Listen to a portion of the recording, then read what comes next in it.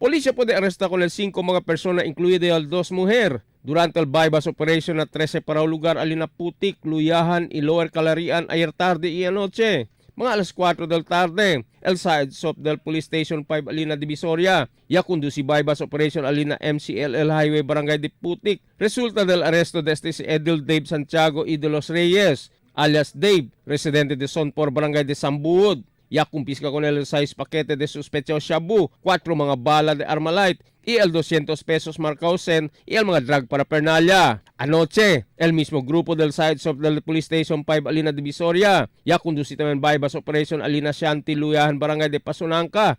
Ya puede arresta con si Kevin Tami y Daigo, alias Bobon, 23 años, residente de Tumaga. Ya kumpiska con el 8 paquete sospechoso shabu, mga lighter y el 200 pesos mark money.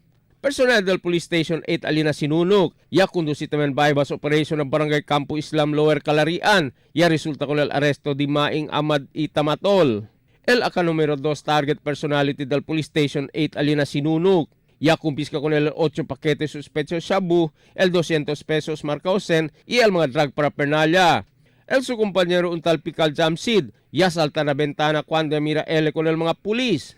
Ya invita también para la investigación con el live-in partner de Maing, si Mary Grace Torres, y con el live-in partner de Pical si Sharifa Hassan. Mga suspechados detenido ara na Police Station 5 Alina Divisoria y na Police Station 8 Alina Sinunok. Emil Tuban, Dateline Zamboanga.